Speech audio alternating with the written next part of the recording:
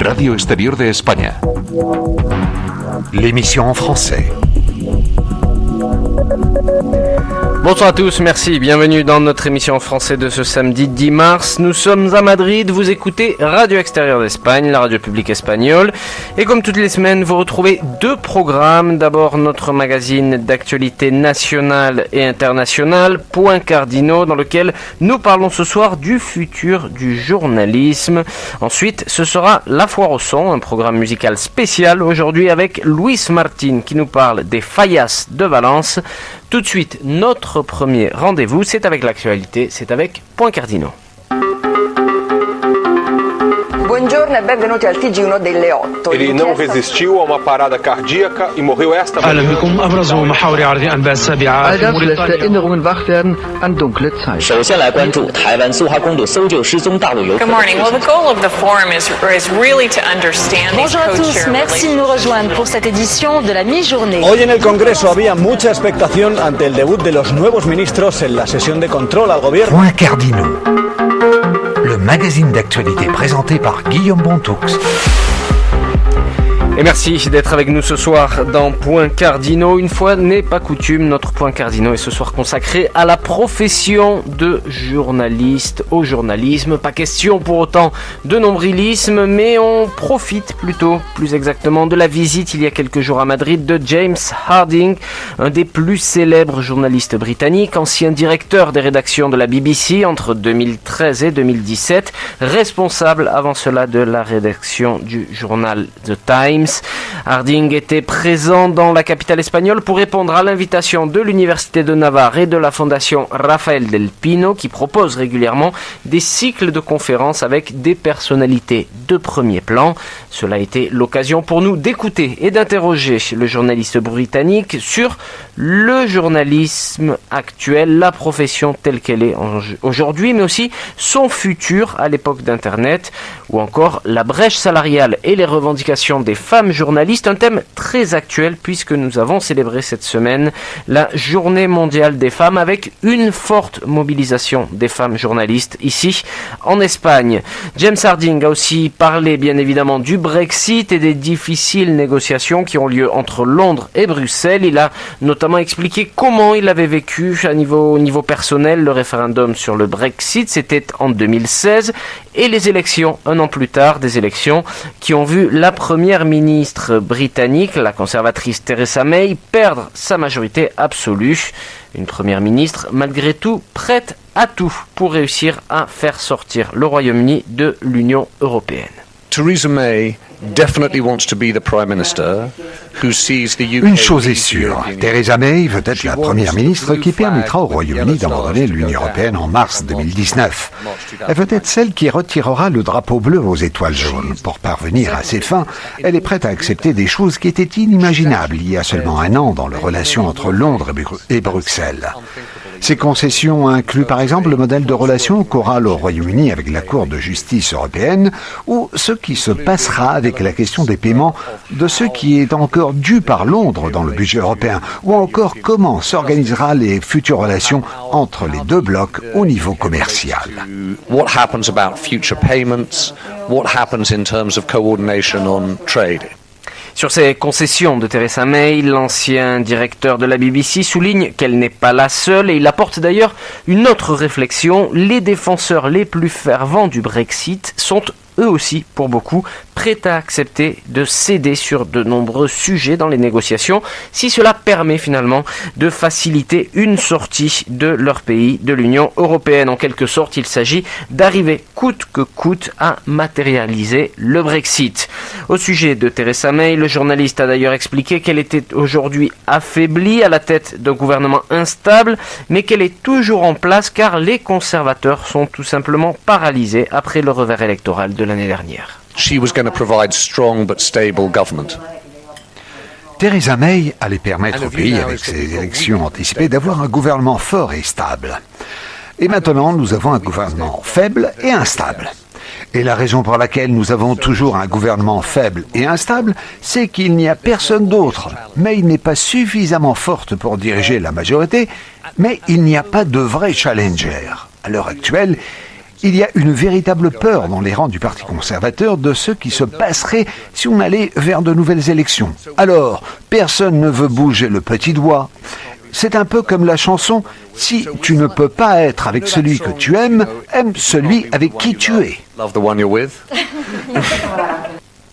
Avec James Harding, il a également été question au cours de cet entretien d'un sujet moins politique encore que un sujet, dans tous les cas, polémique et très actuelle, la brèche salariale, c'est-à-dire la différence entre le salaire d'un homme et d'une femme qui occupe le même poste. Début janvier, il y a quelques semaines, la polémique a pris une ampleur mondiale avec la démission de Carrie Gracie, rédactrice en chef en Chine pour la BBC. Gracie a annoncé sa démission pour dénoncer l'inégalité salariale entre les hommes et les femmes qui persiste, selon elle, au sein du service public audiovisuel britannique. Sur le sujet, Harding, qui est celui qui avait nommé à son poste la rédactrice en chef, est d'accord sur le fond, mais il montre certaines divergences avec son ancienne collègue. Carrie's making the argument that the BBC needs to move faster, and I think if you look and you've listened to Le principal argument de Carrie, c'était de dire qu'il fallait que la BBC aille plus vite pour égaler les salaires. Mais je pense que si tu regardes ce que disent Tony Hall, le directeur général de la BBC, ou celle qui m'a succédé, Fran Unsworth, ils disent « Nous avançons, nous voulons vraiment avancer sur ce sujet ». Tout le monde apprécie le travail qu'ils font. Ils prennent ce sujet très au sérieux. Carrie a aussi beaucoup défendu le salaire égal pour tous. Tout le monde est d'accord. Mais est-ce que le salaire égal veut dire même salaire ? Elle considère que tous ceux qui ont le même titre, le même diplôme, doivent recevoir le même salaire. Et pour la BBC, tous ceux qui ont le même diplôme doivent avoir un salaire similaire. Mais celui-ci doit également refléter l'expérience, le travail qu'ils réalisent, les responsabilités, etc. Je crois que tout le monde s'est engagé pour que les salaires soient égalés et défend ce concept d'égalité. Et c'est très positif. Mais il y a quand même une question. Est-ce qu'un salaire égal signifie nécessairement un salaire juste ?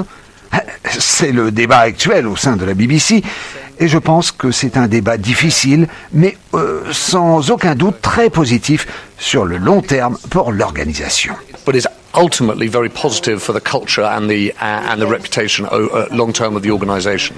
Et sur ce sujet, James Harding défend son bilan lorsqu'il était à la tête des rédactions de la BBC, de la corporation britannique, entre 2013 et 2017. Il assure qu'avec son équipe, ils avaient déjà commencé à faire bouger les choses. And we started changing a whole host of things. Nous avons commencé à changer les choses. Nous avons d'abord modifié la façon de faire les choses, comme par exemple la manière d'éditer, de gérer. Également la manière dont on pouvait évoluer, développer sa carrière professionnelle à l'intérieur de l'entreprise, de l'institution.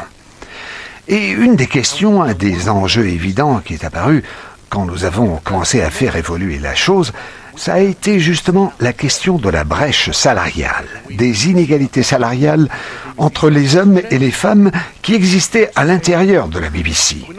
Et là, nous avons réfléchi et nous avons décidé non pas d'agir pour réduire les inégalités, mais d'éliminer de manière définitive les mécanismes qui permettaient ces inégalités.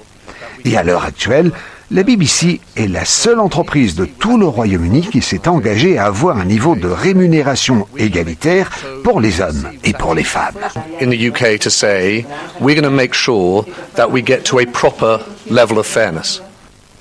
Harding encourage désormais la nouvelle direction de la BBC à aller encore plus loin sans se limiter aux inégalités hommes-femmes, mais à promouvoir également la diversité. On l'écoute. When you're thinking about creating the best possible newsroom, quand vous réfléchissez, que vous essayez de penser comment créer la meilleure salle de rédaction possible, et que vous pensez en termes d'égalité et de diversité, vous devez penser à tous les niveaux. Les inégalités salariales hommes-femmes sont un des éléments. Mais il y a aussi une réflexion qui va bien au-delà. Que fait la BBC ? Et je pense que c'est une des entreprises qui réfléchit le mieux sur ça. Mais que fait la BBC sur le mélange hommes-femmes dans le management de l'organisation, pas seulement en termes de salaire ?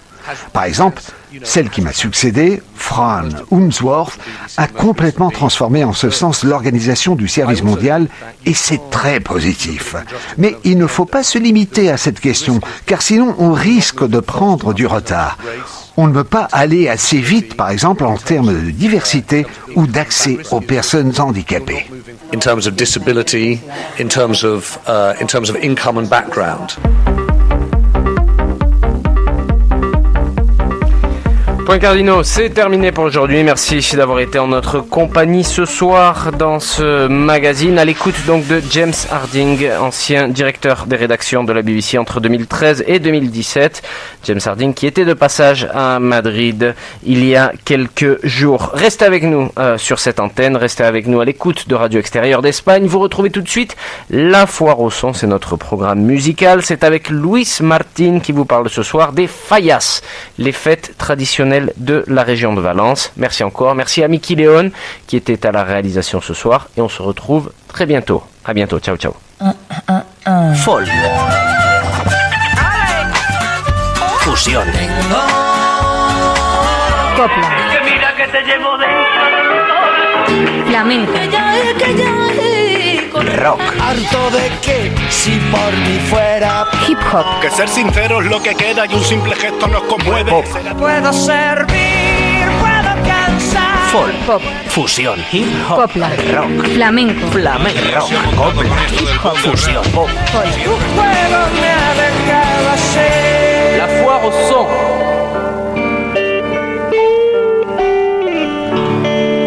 La Foire au Son, notre rendez-vous hebdomadaire avec la musique espagnole de toutes les époques, de tous les styles. Un programme présenté par Luis Martin au micro et Jesus Carreras aujourd'hui au contrôle technique. Un programme qui va être consacré à la musique des célèbres fêtes des Fallas.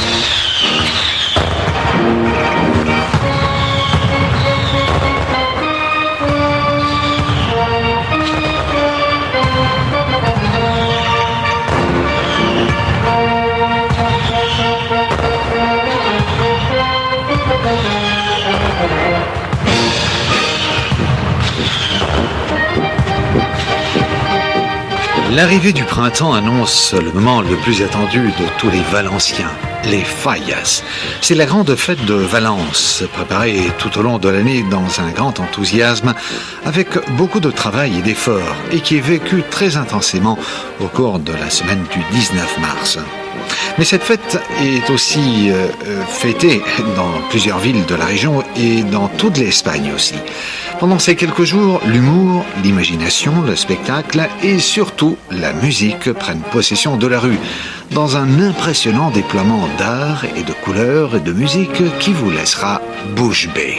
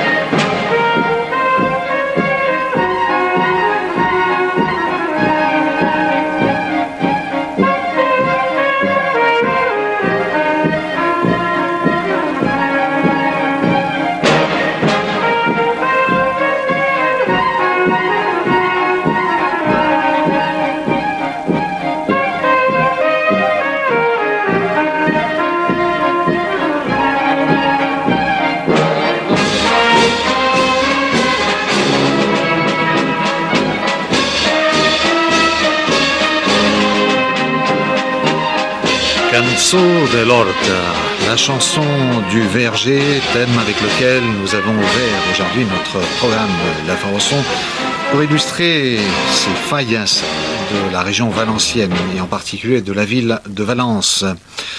Ou une ville où dans un déploiement d'art, d'ingéniosité et de bon goût, elle se remplit de gigantesques monuments en carton, les ninots. L'origine de cette célébration remonte aux parots des charpentiers, c'est-à-dire des lampes en bois avec lesquelles ils éclairaient leurs ateliers en hiver et qu'ils brûlaient dans